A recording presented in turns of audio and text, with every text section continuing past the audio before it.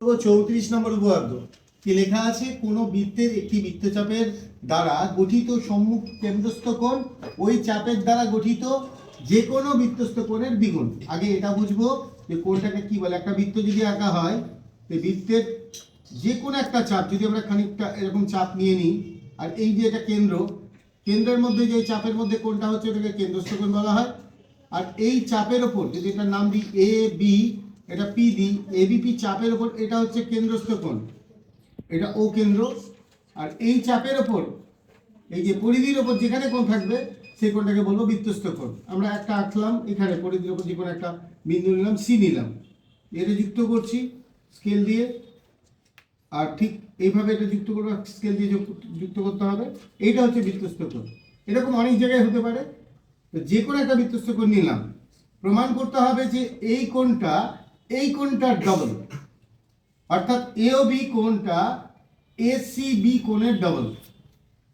আচ্ছা, ছবিটা যদি অন্যরকম করতাম, তাহলে যদি মনে হতো যে ছবিটা যে স্যার আপনি ওরকম করলেন, এরকম তো করতে পারতেন, যে এরকম একটা কেন্দ্র নিলাম ও কেন্দ্র, আবার সেই একই চাপ নিলাম এ পি বি, আমি যদি এই দিকে দিতাম বিন্দুটা, সেক্ষেত্রে বিন্দুটা এখানে দিতাম সি দিলাম নাম, তাহলে এই যে যোগ করলাম এটাও তো সেই বৃত্তস্থ কোণ, তার মানে এই কোণটার ডাবল এটা হবে, দুটোর ক্ষেত্রেই হবে।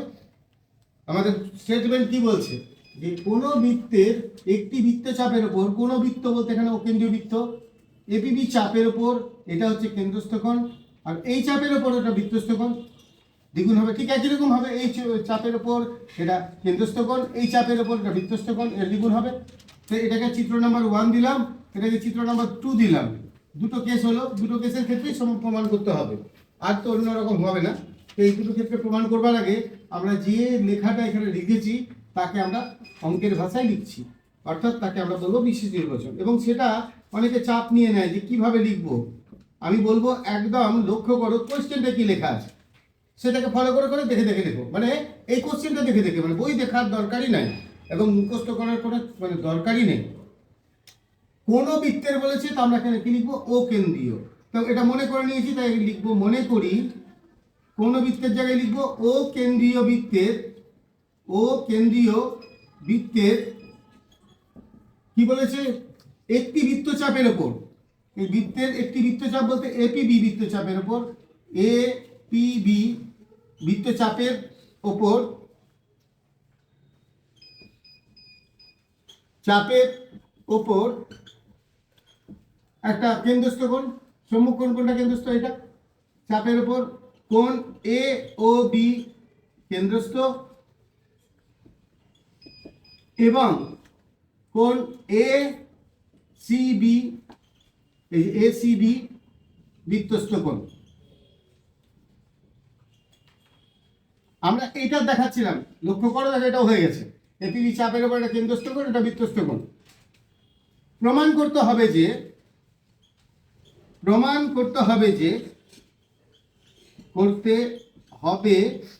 যে কি বলেছে, যে এটা নাকি দ্বিগুণ হবে ওর।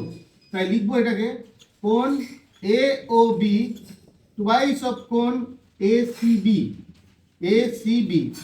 তা এই লেখাটা আমরা কিন্তু এটা দেখে দেখেই লিখলাম ছবিটা এঁকে।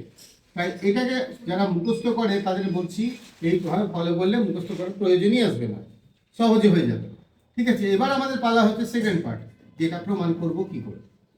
এটা হচ্ছে যা লেখা ছিল তাকে আমরা ছবি এঁকে অঙ্কের ভাষায় রূপান্তর করলাম, এটা একটা অংশ। এবং এটা প্রমাণ করার জন্য প্রয়োজন হতে পারে অঙ্কন, সেটা তোমার প্ল্যান। আর যা যা বুদ্ধি লাগবে সেটা লাগাতে হবে, যা তুমি আগে পেয়েছো।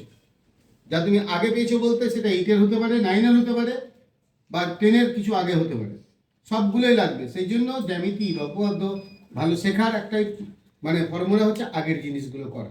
যদি কেউ আগের জিনিস ভালো করে না করে, সে অবশ্যই ভালো বুঝতে পারবে না। অসম্ভব। দেখো কি করে করা যায়।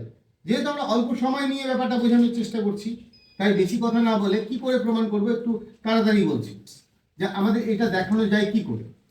ছোট্ট একটা মানে কাজ করতে হবে। যদি আমরা এরকম করি, এটা যুক্ত করি,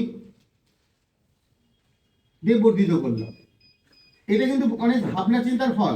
আমি ফট করে ফেললাম, এটা ভেবে ভেবে উদ্ধার করতে হবে যে কি করে হলো, কেন করলাম। ওটাই পড়াশোনা করতে সময় দিতে হবে, যথেষ্ট সময় দিতে হবে। ভিডিও করছি বলে আমি অত সময় না দিয়ে জাস্ট আমি তোমাদের বোঝানোর জন্য বললাম, এটা যুক্ত করে বর্ধিত করলাম। এবং কেন করলাম এবার তোমরা দেখতে পাবে কেন করলাম। এটা যুক্ত করলে আমরা এই যে পার্টটা পাবো, এটা হচ্ছে এ ও সি ত্রিভুজের বহিস্থ কোণ। তোমরা বলবে এ আবার কোথায় আছে? ক্লাস 8-এ তোমরা আগেও করেছো। দেখো এইরকম একটা ত্রিভুজ, যে কোনো একটা বাহুকে বর্ধিত করলে এই বহিস্থ কোণ অন্তস্থ দুই বিপরীত কোণের সমান, মানে এই দুটো যোগফল এর সঙ্গে সমান। এটা আমরা কাজে লাগাবো। সঙ্গে আরেকটা জিনিস এখানে লাগবে, যে একটা ত্রিভুজের দুটো বাহু যদি সমান হয়, এই দুটো বাহু যদি সমান হয় তো এই বাহুর সংলগ্ন কোণ দুটো সমান হবে। এই দুটোই কিন্তু ক্লাস 8-এ আছে। এবার এই যখন রেফারেন্স আমি টানছি বোঝানোর জন্য, আর তোমরা তখন সেটা বুঝতে পারছো না, তাহলে কারণটাকেই বুঝে গেলাম যে এই জ্যামিতি বোঝার জন্য আমাকে এই জিনিসও লাগছে। আর ওটা করিনি ভালো বুঝবো না, অটোমেটিক্যালি জ্যামিতি বুঝতে তখন ভালো লাগবে না। তাই এই একটা জ্যামিতির এই একটা উদাহরণ দিলাম। এবার তোমাদেরকে দেখাবো যে এটা আমি কোথায় ইউজ করছি। তার মানে এটা তুমি না জানলে ভাববা কি করে, যেটা কি করব ভাববো কি করে, একদম সম্ভব না, একদম অসম্ভব। তাই এবার দেখো আমি এটা যা করলাম এই দিকটা একই করবো। এখানে কি করলাম, সিও যুক্ত করে ডি পর্যন্ত বর্ধিত করলাম। তাই এখানে তাই করবো, সিও যুক্ত করে ডি পর্যন্ত বর্ধিত করলাম। সেম, কেবল ছবিটা আলাদা কিন্তু সেম লেখা। তাহলে অঙ্কনটা হলো এরকমটা, সিও যুক্ত করে ডি পর্যন্ত বর্ধিত করলাম।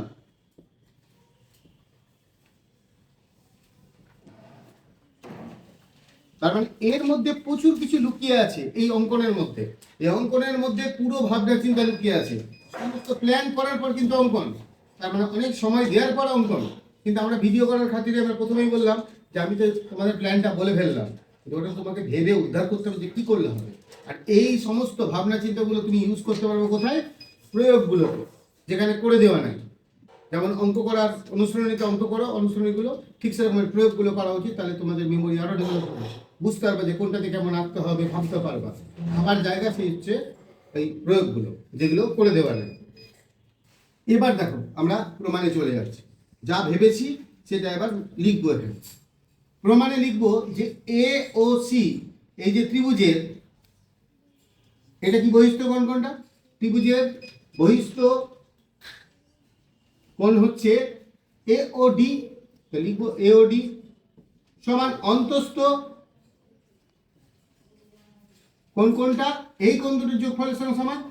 বিপরীত কোণ দেখো লক্ষ্য করে যা বলেছিলাম, তা সেগুলোর নাম লিখবো ও সি এ প্লাস, মানে এই কোণটা হলো। এবার এটা কি করে লিখবো?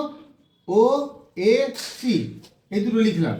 আবার লক্ষ্য করে দেখো এটা ব্যাসার্ধ, একই বৃত্তের ব্যাসার্ধ। তাহলে এই দুটো কোণ সমান, তাই দুটো কোণ সমান।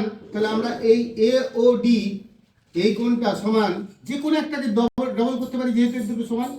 তাহলে যে এইটাকে ডবল করবো, এই কোণটার নাম কি? ও সি এ দুবার লিখে ফেললাম, কারণ দুটো যেহেতু সমান। অর্থাৎ কেন লিখলাম সমান? যেহেতু সিও ইকুয়াল টু এও, একই বৃত্তের ব্যাসার্ধ। এইটা পেয়ে গেলাম। অনুরূপে এই দিকটাও পাবো। অনুরূপে তাহলে আমরা লিখে ফেলছি,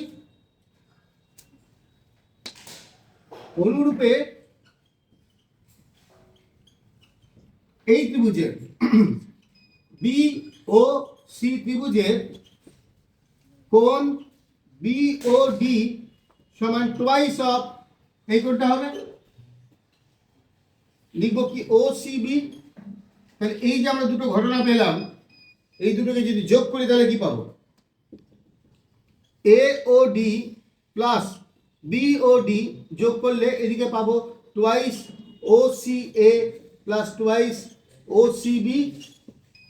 এওডি মানে এই কোণটা, বিওডি মানে এই কোণটা, এই দুটো যোগ করলে এটা পাবো। অর্থাৎ পেয়ে গেলাম আমরা এ ও বি। আর এদিকে দুই কমন নিয়ে যে কোণটা পাচ্ছি সেটা দেখো লক্ষ্য করে, ও সি এ ছবির দিকে আর ও সি বি ছবির দিকে লক্ষ্য করো কি হচ্ছে, ও সি এ আর ও সি বি যোগ করলে এইটা আসছে। অর্থাৎ কি কোণ পাচ্ছি? Twice of A C B, A C B. তাহলে এটা আমাদের প্রমাণ করার ছিল, তাই প্রমাণিত লিখতে পারি। কিন্তু লক্ষ্য করো এটার ক্ষেত্রে সেটা হলো না, কারণ দেখো এওডি বলতে কোনটা বোঝায়, এইটুকুটা, আর বিওডি পুরোটা। তাহলে আমরা কি করে এওবি পাবো? তাহলে এর ক্ষেত্রে দ্বিতীয় নম্বর চিত্রের ক্ষেত্রে আমার মনে হয় এটা করে রাখা উচিত। 2 নং চিত্রে ক্ষেত্রে যদি ভাবো যে একটা করবো তাও করতে পারো, 2 নং চিত্রের ক্ষেত্রে কিন্তু ব্যাপারটা অন্য হওয়া উচিত। বিওডি থেকে এওডি বাদ দিয়ে দাও। লক্ষ্য করে দেখো, বিওডি ছবির দিকে লক্ষ্য করো, সেখান থেকে যদি আমরা এওডি বাদ দিয়ে দিই তাহলে বিওডিটা আগে লেখো। বিওডি মানে কত আছে এখানে লেখা আছে, দেখো লক্ষ্য করে আমরা বিওডি করেছি। এই যে বিওডি মানে হচ্ছে টোয়াইস ও সিবি, আমি আগেই কমন নিয়ে নিলাম, মাইনাস এওডি। এওডি মানে কত? টোয়াইস ও সি এ। এবার তুমি ছবির দিকে লক্ষ্য করো, ও সিবি, ও সিবি মানে পুরো কোণটা। আমি অন্য কালি দিয়ে তোমাদের বোঝানোর চেষ্টা করি। ও সিবি বলতে এই পুরোটা বোঝায়, তাই তো? ও সিবি, সেখান থেকে যদি আমরা ও সি এ বাদ দিয়ে দিই, দেখো ও সি এ বাদ দিয়ে দিচ্ছি মানে এইটুকুটা বাদ দিচ্ছি, তাহলে থাকছে কে? এসিবি। তাহলে এটা আমরা লিখবো টোয়াইস এসিবি। তাহলে এই যে বিয়োগ করলাম BOD minus AOD, BOD minus AOD মানে বিওডি বলতে পুরোটা, সেখান থেকে এওডি বাদ দিলাম, তাহলে থাকছে কোনটা? এই যে এইটুকুটা মানে এওবি। কোণ এওবি সমান টোয়াইস কোণ এসিবি। তাহলে আমরা দেখছি দুটো ক্ষেত্রেই প্রমাণিত হয়ে গেল যে উপপাদ্যটা, যে একই চাপের ওপর যে কেন্দ্রস্থ কোণ, সম্মুখ যে কেন্দ্রস্থ কোণ তার বৃত্তস্থ কোণের দ্বিগুণ, দুটো ক্ষেত্রে প্রমাণিত হলো। এবং এটা খুব ইম্পর্টেন্ট জ্যামিতি, এটার দ্বারা অন্য জ্যামিতিগুলো খুব সহজে হবে। আর তোমরা চেষ্টা করবা এই উপপাদ্যের এই ছবিটা মানে অবশ্যই রুল দিয়ে কম্পাস দিয়ে আঁকার চেষ্টা করবা, নামগুলো পেন দিয়ে লিখলেও অসুবিধা নেই। আর যুক্তি দিয়ে প্রমাণ করার জন্য এগুলো খেয়াল রাখবা। ঠিক আছে।